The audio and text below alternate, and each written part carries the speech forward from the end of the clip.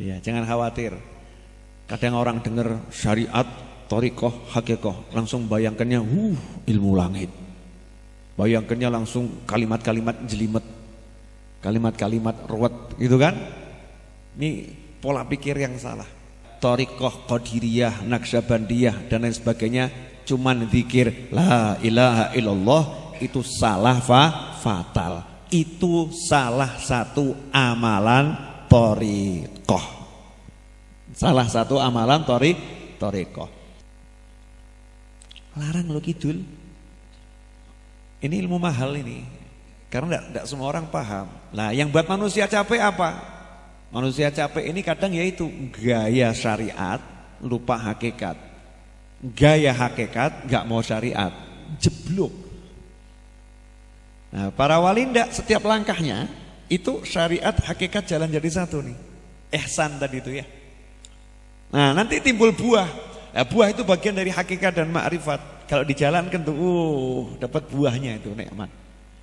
Zikir la ilaha illallah. Orang nanya, khasiatnya apa khasiatnya? Amal no. Mengamalkan, dalam proses ngamalkanku kamu duduk capek, ngantuk, lelah, itu lama-lama nanti akan buah hasil itu. Hasilnya itu hakikat. Dan buahnya itu nanti hakikatnya banyak. Malam ini saya akan bicara tentang Islam, iman, ihsan. Ada dalam agama kita rukun Islam, ada rukun iman, ada rukun agama alias arkanuddin, rukunnya agama. Nah, namanya rukun itu apa? Pilar-pilar. Ya, pilar-pilar yang nopang. Nah, rukun agama, arkanuddin, rukun agama ada 3, yaitu Islam, iman, sama ihsan. Kalau satunya lepas berarti kan agamanya goyah. Kalau 3 ada, maka agamanya akan kokoh.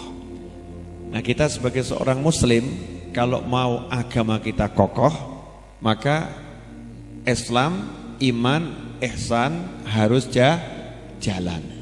Kalau yang jalan cuma Islamnya, imannya sama ihsannya enggak jalan, bangunan itu roboh dengan sendirinya. Masa meja 3 kaki, kakinya yang ada cuma 1, akrobat, jatuh.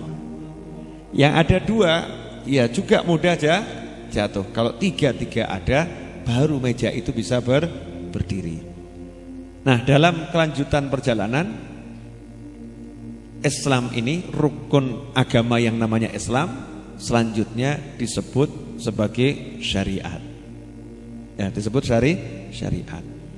Rukun agama yang namanya iman itu selanjutnya iman sama ihsan ya, iman sama ihsan, selanjutnya disebut thariqah dan hakikoh. Ya, thariqah dan hakikoh. Nah, malam hari ini kita akan bahas tentang syariat, thariqah, hakikoh. Syariat, tarekat, hakikat. Ya, ini porsinya agak kental. Siap dengar? Ya, jangan khawatir. Kadang orang dengar syariat, thariqah, hakikoh, langsung bayangkannya ilmu langit. Bayangkannya langsung kalimat-kalimat jelimet, kalimat-kalimat ruwet, gitu kan? Ini pola pikir yang salah. Sebetulnya apa itu syariat? Syariat adalah ilmu tentang hukum-hukum zahir dalam pengamalan rukun Islam. Ilmu tentang syahadat, ilmu tentang sholat, ilmu tentang zakat, puasa, haji. Ya, itu namanya syariat. Ilmu jual beli itu namanya syariat. Ilmunya itu namanya syariat. Jadi kalau ada orang ngomong, kamu jangan belajar thariqah, kamu jangan belajar thariqah. Ini orang salah berat dan salah gede, besar sekali. Karena dia salah paham tentang thariqah. Dia salah paham tentang thariqah alias tarekat. Nah, lantas apa itu thariqah atau bahasa Indonesianya tarekat? Thariqah adalah pengamalan syariat. Pengamalan syariat. Tahu ilmunya sholat, diamalkan. Proses mengamalkannya itu namanya thariqah. Jadi orang yang berthariqah adalah orang yang mengamalkan syariat. Jelas? Orang berthariqah adalah orang yang mengamalkan syariat. Dari sini kalau ada orang ngaku berthariqah tapi dia tidak mau sholat, ya, dia bahkan mengatakan tidak puasa, berarti ini berthariqah atau berjalan setan? Jalan setan. Bukan thariqah. Bukan thariqah, karena thariqah itu mengelampahi syariat. Menapaki jalan syariat itu namanya thariqah. Orangnya disebut salik. Orangnya disebut salik. Kalau perempuan salikah, kalau laki-laki salik. Nah, salik atau salikah ini adalah orang yang mengamalkan syariah. Proses pengamalannya namanya thariqah. Makanya muncul ada thariqah Qadiriyah, thariqah Naqsyabandiyah, thariqah Alawiyah, ya, thariqah Tijaniyah, thariqah Syadziliyah. Loh, kenapa kok cara pengamalan syariat jadi banyak? Iya, karena mengamalkan syariat tidak boleh tanpa guru. Mengamalkan syariat harus pakai guru.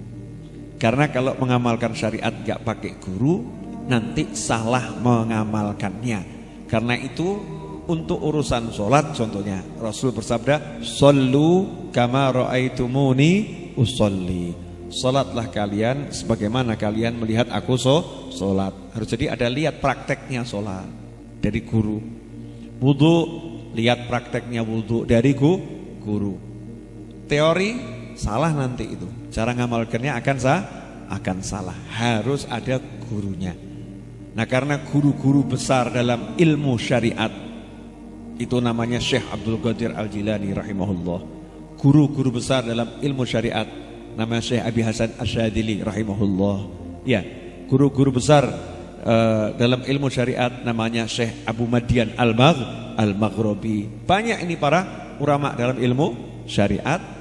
Nah, caranya beliau mengamalkan ilmu syariat ditiru oleh muridnya, sehingga muridnya ditanya, "Kamu sholatmu, hajimu, puasamu, kamu pakai thariqahnya siapa?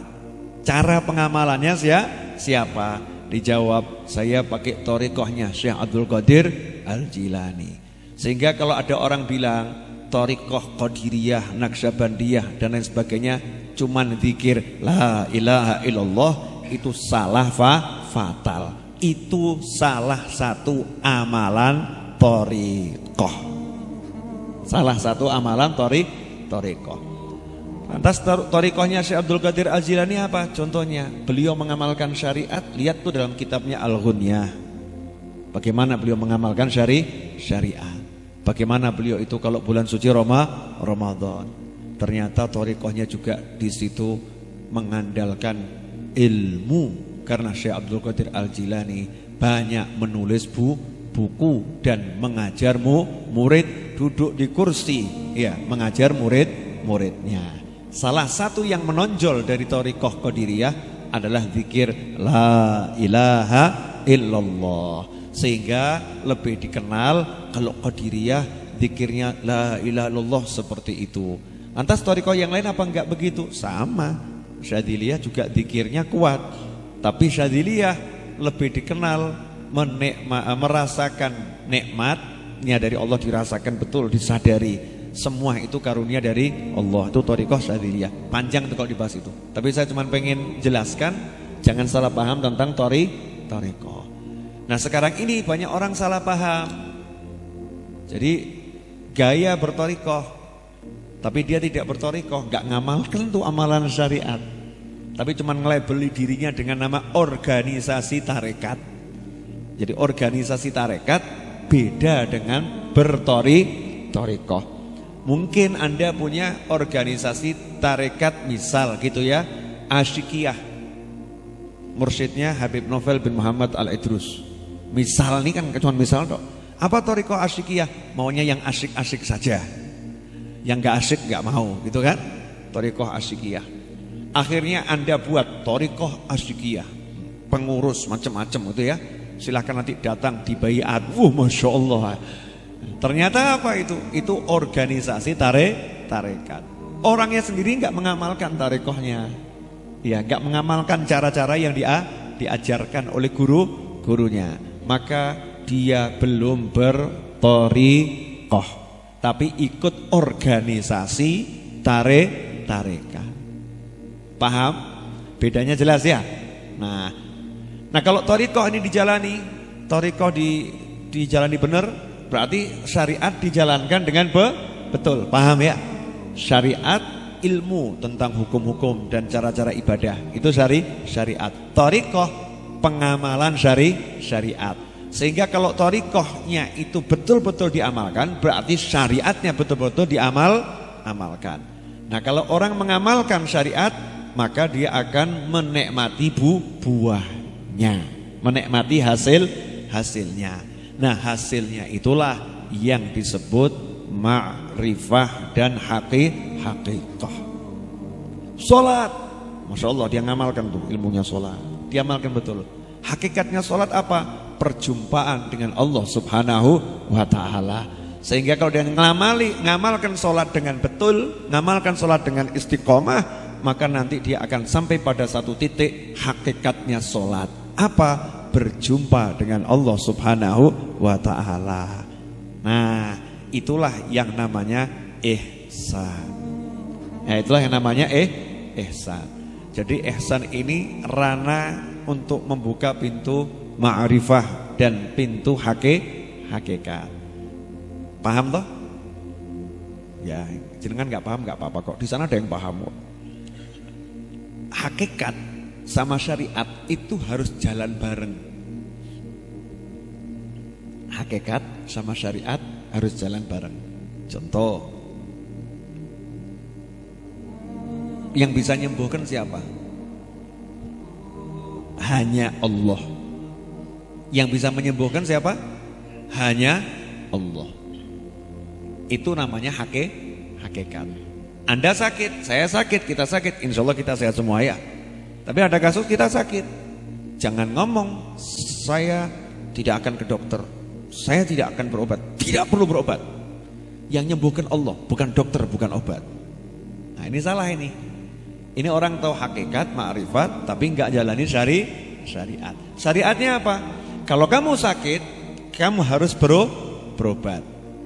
Nah tapi ada orang juga salah. Dia berobat, tapi dia tidak memegang hakikat.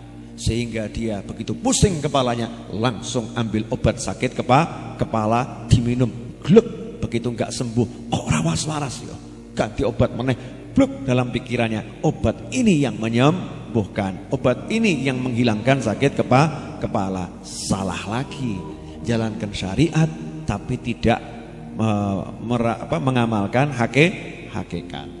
Jadi harus bareng. Syariatnya apa? Sakit, berobat. Berobat itu untuk apa? Jalani syariat, bukan untuk mendapatkan kesembuhan.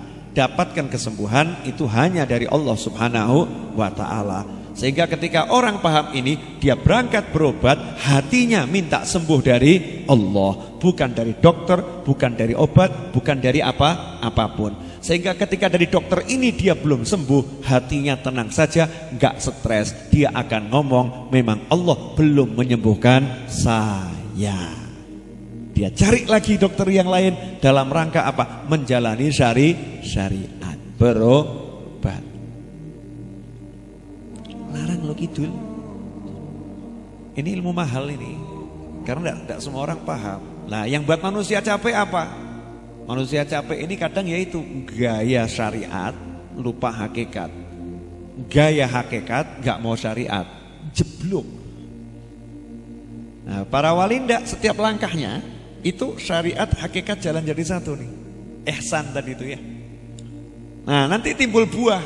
Nah, buah itu bagian dari hakikat dan ma'rifat. Kalau dijalankan tuh dapat buahnya itu nikmat. Zikir la ilaha illallah. Orang nanya, khasiatnya apa khasiatnya? Amal no. Mengamalkan, dalam proses mengamalkan itu kamu duduk capek, ngantuk, lelah, itu lama-lama nanti akan buah hasil itu. Hasilnya itu hakikat dan buahnya itu nanti hakikatnya banyak. Jelas?